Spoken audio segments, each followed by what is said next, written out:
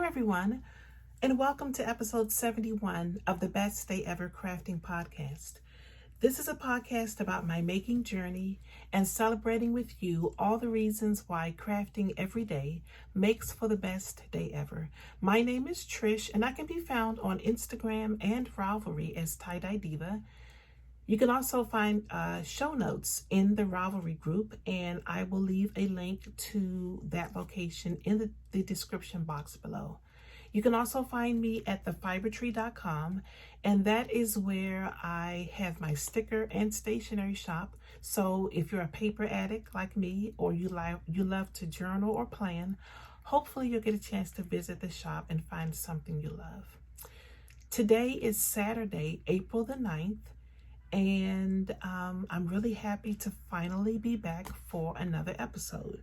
So in this episode, I will have a finished object, a few whips in knitting, a tiny bit of sewing, and then we'll discuss some journaling talk. And I will also do a brief shop update at the end. So I hope everyone is doing well. Hopefully you have your crafting and your favorite beverage with you. So let's get to it. So the first thing we're going to discuss before I get to the making is our make-along, which started last month.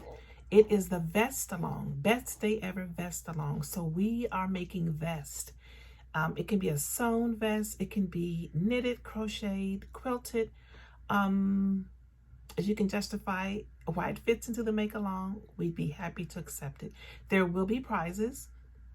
I've decided to up the deadline to May the 15th, so that gives us a few more weeks to finish our vest. And I will share with you the progress I've made on my vest shortly. So let's get to the one finished object that I have to share with you. It's a pair of socks. If you've been with me for a while, you've already seen these. They were on the needles for quite some time, and I finally just decided to just buckle down and finish them. So it is, as you can see, a very basic plain vanilla sock. It's just my little recipe that I use whenever I make a vanilla sock. I usually start with the cuff down, and I complete it with an afterthought heel. And the technique that I use for my afterthought heel is Kirby Werby, and I will leave a link to her YouTube video. I did have a little bit of issue with this afterthought heel. It's the first time I've had this much trouble with an afterthought heel, and honestly, I don't know what I did wrong, but anyway, I was able to salvage a ton of just loose stitches that I had after I cut into the heel. You can even see right there where these stitches are pretty loose right here, but I'm hoping that with wear and maybe one more block, it'll work out. But it's fine. So, yep, here they are. The yarn that I used is the Woolly Owl Platinum Sock. Now, the Woolly Owl used to be pumpkins and wool. I'm going to turn my fan on, so if you hear a little bit of noise, that's what it is. So she used to be pumpkins and wool. Now she is the Woolly Owl. And all the other details are listed on my Ravelry page. So absolutely love these. Love this color, which is Dusty Blue Flower Bed. And I used a US 1.5 needle on 56 stitches. So that usually fits me really, really well. I do want to start experimenting with a smaller needle, maybe a US 1. And maybe 60 stitches. So we'll see, but usually this fits me really, really nice. So not too tight, not too loose, and really comfortable. So that's my finished object for the week.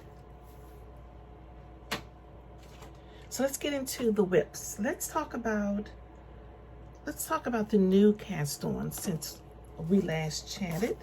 So I did start another pair of socks. Whenever I finish a pair, I'd like to immediately get another pair on the needles. And so here's the progress on that sock. The yarn that I'm using for this is this beautiful gradient by Lion Brand Yarns.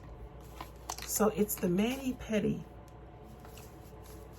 sock yarn by Lion Brand Yarns. And unfortunately, this base is discontinued. I don't know why. I feel like it came and went as fast as it came. And I believe I got this from Joann's. So I was really disappointed when I went to look it up and realized they were no longer making this base anymore. It's a beautiful yarn. It's nice and plump for a fingering weight yarn. And I decided to do a contrast heel, toe, and cuff. And this lighter color that I'm using for the cuff is Legacy Fiber Arts. And I don't think I have this ball band with me, so I can't remember the name of the color. I almost want to say antique lace. It was left over from a previous project. And my mind is drawing a blank. I can't even remember which project I used this on. In any event, instead of doing my usual afterthought heel, for this sock, I decided to do a traditional slip stitch heel. And I ran into a little snag while turning the heel. So as you can see, there are very few stitches on this needle, and I'm pretty sure there's supposed to be more than this. So I'm going to take this turn out and figure out where I went wrong. I'm just using the Knitmore Girls vanilla sock pattern. Again, I will link to this in the show notes and on my Ravelry page. So I'm pretty sure there's some step that I either added or omitted. It looks good, but I just feel that heel just looks really, really narrow. That heel turn. So I'll figure it out. But absolutely love this combination. And I was actually at the vet waiting on cashmere when I put the this heel in, and so I didn't have the contrast yarn with me. So I said, you know what, I need to knit. I need to do something with my hands, and I'll explain why in the little bit of chit chat later on. But I just said, you know what, let me just go ahead and do my heel with the sock yarn. So really, really love the way this looks. I just need to fix this heel turn and then be on my way to finishing this sock. So hopefully I'll have a lot more progress on that the next time we chat.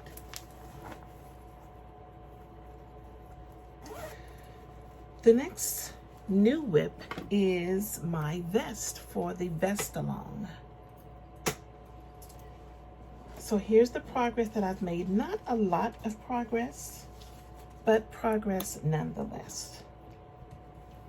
So I am knitting the trim vest, TRYM. It is a Blacker Yarns pattern. It is a very basic vest. It begins with some broken rib at the bottom. It's a high-low design, so the front is higher than the back by about 2 inches, I believe. And so once you get both, this is the front. I had to create another piece just like it, but a little bit longer for the back. Then I will join those together. There is some ribbing on the side seam, and it's a V-neck. So let me just show it to you quickly. I believe I have it in my Cocoa Knits pattern keeper. Yep, here it is, right here. So that's the trim vest. So as you can see, it is a little bit lower in the back.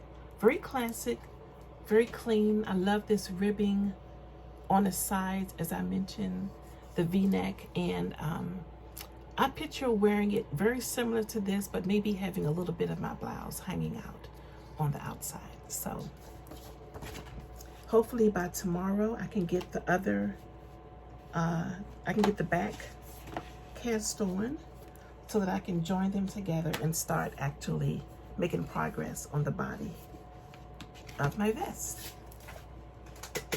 The yarn that I'm using is by Kelborn Woolens. It is their Scout base, and the color is Mulberry Heather. So really, really pretty. That's pretty true to color. The light might be washing it out just a bit, but That's a pretty good representation. So it's a beautiful yarn. It is not superwash, so it's 100% wool. It doesn't say what type of wool, but it's super soft, super soft, and a joy to work with. So really looking forward to getting more progress done on this. So that's it for the new cast-ons. Let me just show you the progress I've made on a couple of whips you've already seen.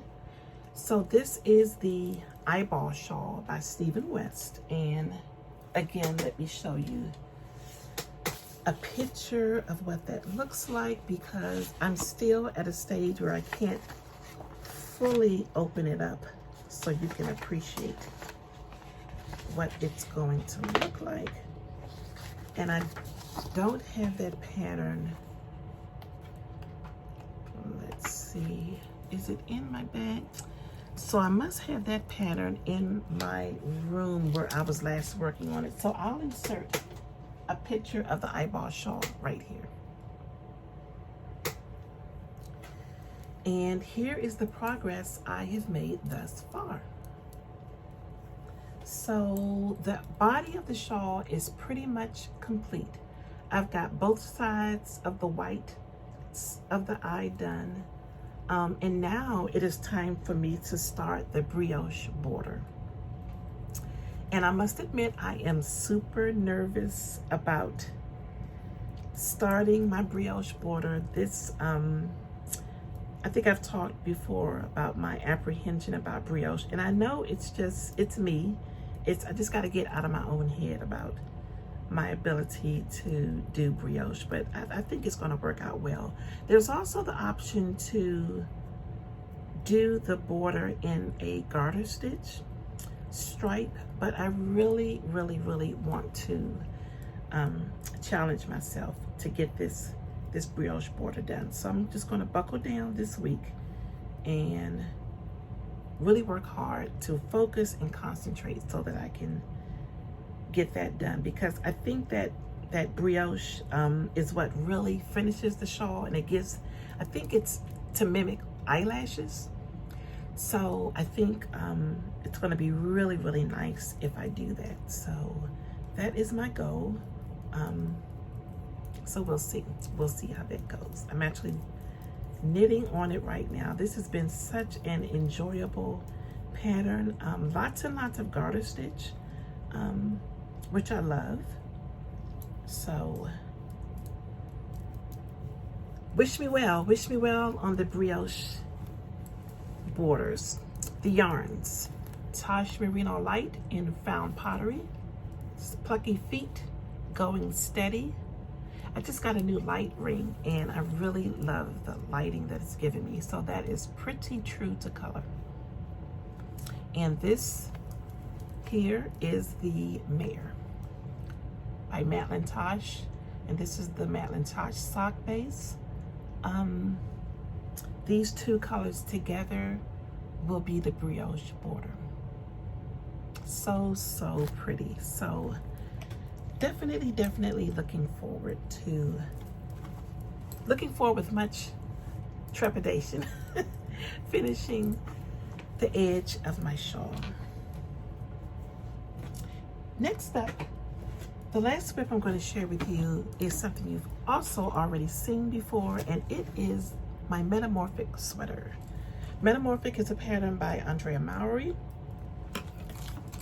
and I've made quite a bit of progress on the body of my Metamorphic. Shall I turn it around? So this is where I am now. Like I said, made quite a bit of progress. So as you can see, it has a pretty deep ribbing for the neckline, and it also features a slip stitch, like faux seam down the front, back, and down the middle of each sleeve. The yarns that I'm using are, this color here is by Craft House Magic. This beautiful soft pink and speckled skein that was gifted to me by Ellie, who is the dyer behind Craft House Magic, and she also has a lovely podcast. The main color for the body is this beautiful color, which is called Secret by Knot House Yarn. So this is their Knot House DK base. And the gradient is happening with this beautiful gradient skein by Yarn Hero. This is her color mix fingering, and the color is Tiki Bar. So beautiful.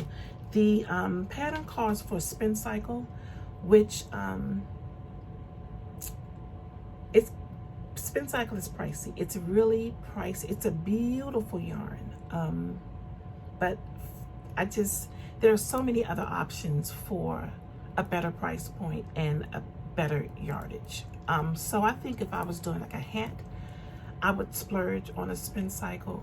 But for a sweater, it's totally more economical for me to use a different yarn. And Lynette's colors are just always so beautiful. I'm looking at my other skein over there, but look at that. So I'm absolutely loving the way this is working up. It's a very subtle yet noticeable gradient, and I love it so much. The body is knit on a US 6.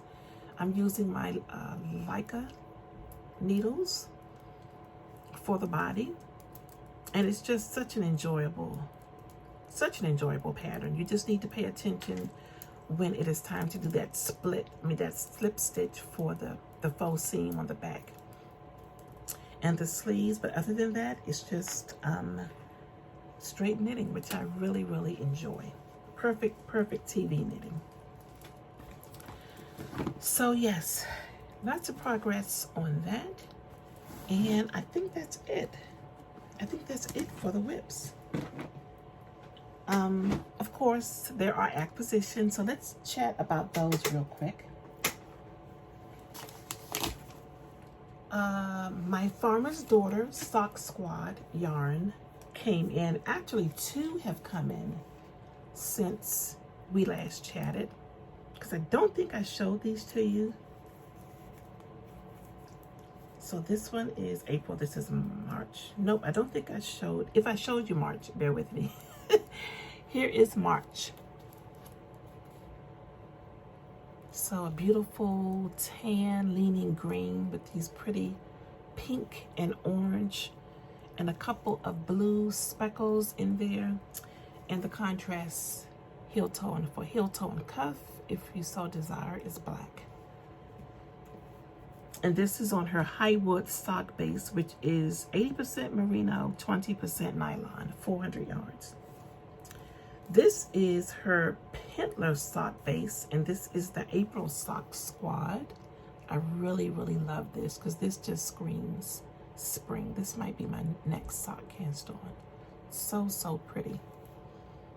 And this color is Wolf Shirt Wednesday. I'm sure there is a lot of symbolism behind that. I have no idea what it is, but look how pretty that is. Those purple speckles are just gorgeous. And the color for the March is Prairie Dogs Playground. Okay, so I also picked up a sock set from Legacy Fiber Arts. They were having a sale in their shop, and I picked this up because I thought it was so pretty. It would also make a beautiful pair of spring socks. And this is actually a mystery micro sock kit, and I love this because the actual main skein is 50 grams, 231 yards. I find that I usually have so much sock yarn left over, so I have a 50-gram skein is just perfect. Let me get a sip of water.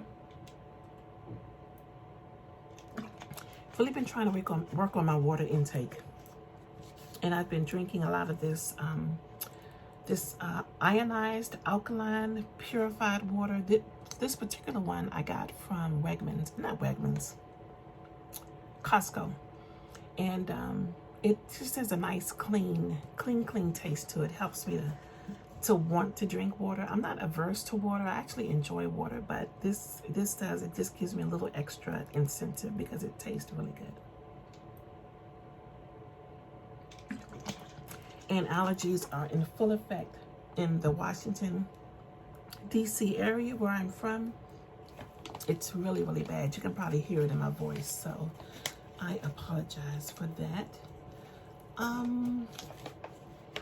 A couple of weeks ago, I went to Loop Yarn Works in Washington, D.C. It's one of my local yarn shops. Beautiful shop. And it was so awesome that Amy of Loppy and Me Yarns was visiting for a trunk show. So I got to meet Amy.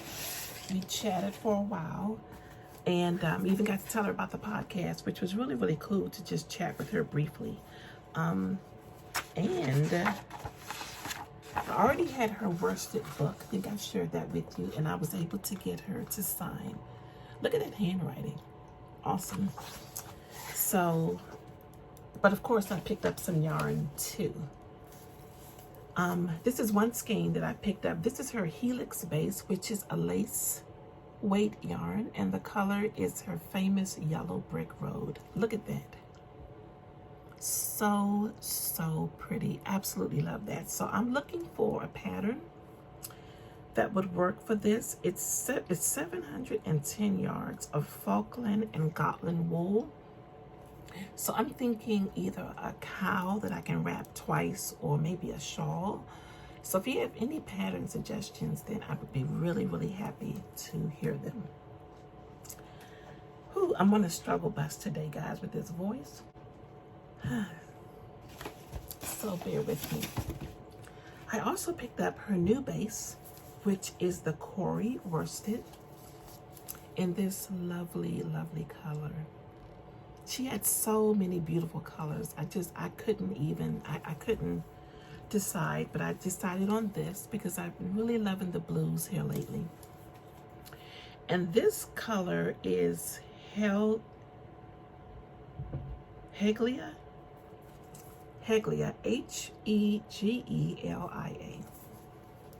So I picked up two of these, 250 yards each, so I can do a shawlette with these. I could keep adding to it until I get a sweater quantity. I do that often with yarns that are a bit pricier. I'll get 2 yards here, 1 yard here, and I always alternate skeins when I'm doing a sweater. So who knows what this will end up being, but it's an absolutely beautiful, soft, squishy, woolly base. It's just such a lovely, lovely yarn. And the only other thing I picked up while there was this book. It is the Shetland Trader, Book 3 by Gudrun Johnston. Look at this sweater. Look at that cover. Look at this sweater. Look. It's just absolutely gorgeous. And so many of the sweaters in this book are just absolutely gorgeous. There are also shawls and other accessories.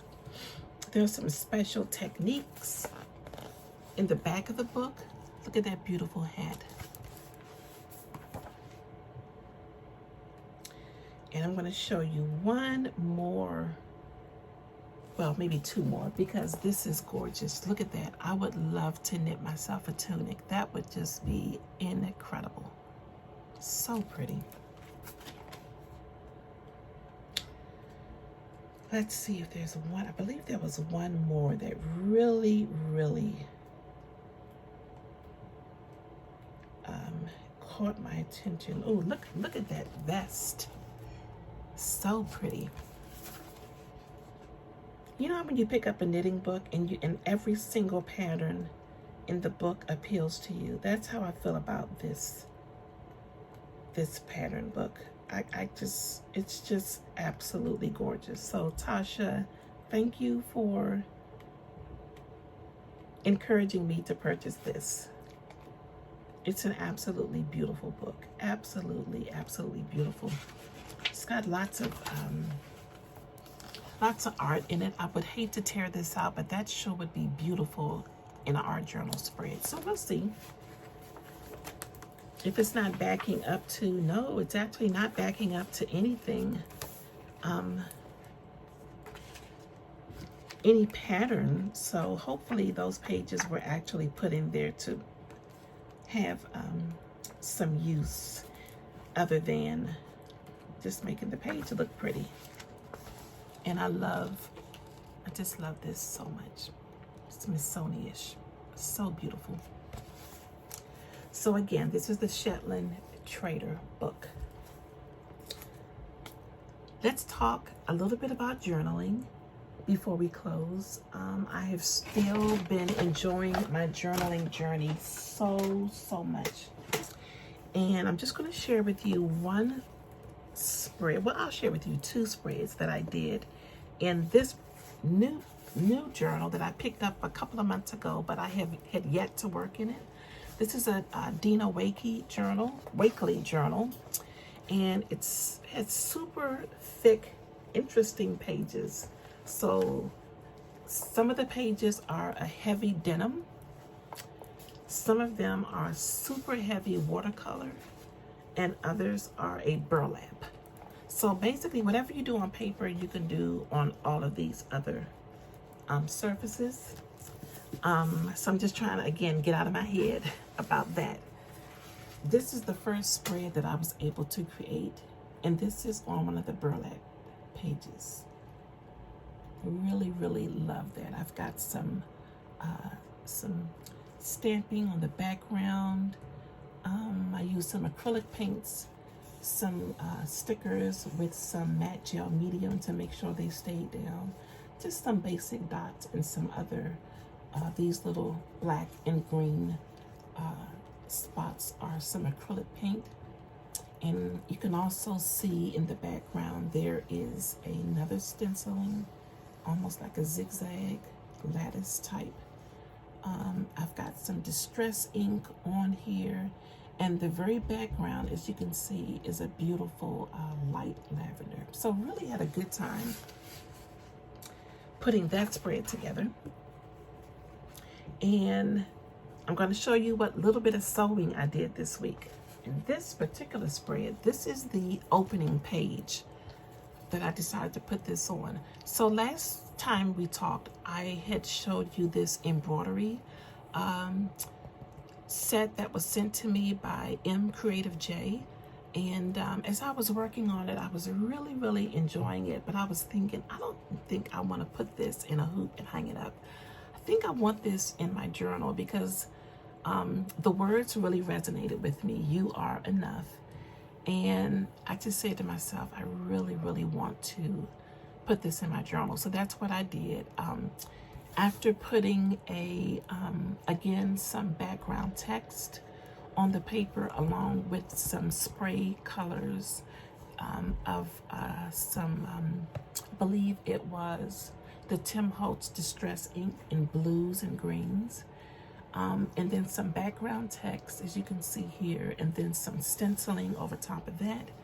Then I took the embroidery piece and I attached it to a piece of, a very thin piece of paper here, this beautiful piece of paper that I also stamped and attached it to the embroidery piece. And I used a zigzag stitch, and I just carried that zigzag stitch all the way around the embroidery piece. Added some flowers and some gems, and I really love the way this turned out. Absolutely love it. So that's my journaling and sewing all in one. I've also been making a ton of journaling cards. If you follow me on Instagram, at _fibertree, You've probably already seen them. All except for 2 have been given away as gifts. I think I did about 30 total. So I will continue to work on more journaling cards to give as gifts, and also to put in the pockets of my journal. Let's see here. So honestly, I think that's all I have to share with you. We'll be having a shop update Monday. It'll be Monday, April 10th will be a shop update. And I'm just going to insert a brief video of the items that will be in the shop update for Monday. So we will be having some paper packs of all different types of paper. There will also be sticky notes in black and transparent. Lots and lots of washi tape. Washi tape is perfect for marking your place on your paper patterns. We also have these beautiful black and gold floral stickers. Some are borders, some butterflies, and like I said, some florals. We also have holographic stickers. They're clear and transparent. And a couple of new 6-piece sticker sets, including this adorable fashion set. Yeah, so lots of really cool, new, exciting things. So again, thefibertree.com. Hope you'll get a chance to visit and find something there that you love. It's been really nice being able to chat with you again, and hopefully I will be able to return much sooner. I know I always say that, but you know, life and family and other commitments always come first. But you can be sure that I'm always with you in spirit, making all the things all the time. Cashmere, my cat, finally was able to have his neuter done. It was a complicated neuter because one of his testicles hadn't dropped yet. So we were hoping that it would drop so he wouldn't have to be cut so they could go in and get it, but it never dropped. I mean, we checked every day, much to his dismay. I would pick him up and, you know, try to drop it out, but clearly that didn't work. But everything worked out well. It was a bit scary because the vet called me. Well, actually, I went to pick him up the time they told me to pick him up, and they said, you know, he's kind of struggling. He's been trying to get his fever down. We think it's because he's in distress, but if we don't get it down, he's going to have to spend the night in the ER. And I was like, oh my goodness. I'm thinking about, oh, my poor baby, because Cashmere is very clingy. He's very much a home people person. He gets lots of cuddles and lots of love, and he's just so used to us, and you know, just having that routine. So he doesn't do well with change. It's just so stressful for him when he has to get in that crate and go to the vet. I'm pretty sure it's the same with most cats and dogs. But they were able to get the fever down, and we were able to take him home. So we've just been doing lots of care and lots of just keeping a close eye on him. Sent him home with the antibiotic and some anti-anxiety medicine and some pain medicine. So it's been like round the clock. It's been about Cashmere. So I'm just really glad he's doing well, because that was really stressful. I haven't felt that stress since having infants. You know, when you have infants and it's just that round the clock care. That's kind of how it's been. But he's doing well, and I'm, all things considered, doing pretty good. You know how it is with, you know, chronic illness and fibromyalgia and rheumatoid arthritis. I've talked about the struggle. You have good days and bad days. And that's just the way it is. So I just try to keep it moving, and then try to stay balanced and, you know, get my rest when I need to. So yeah, I do believe that is it. Again, thanks so much for joining me today. I hope to see you again in a couple of weeks. Hopefully it won't be so long as this time. Keep working on those vests. Again, show notes will be in the Ravelry group. There'll be a link in the description box below. And until I see you again, continue making, continue staying well, and I'll see you the next time.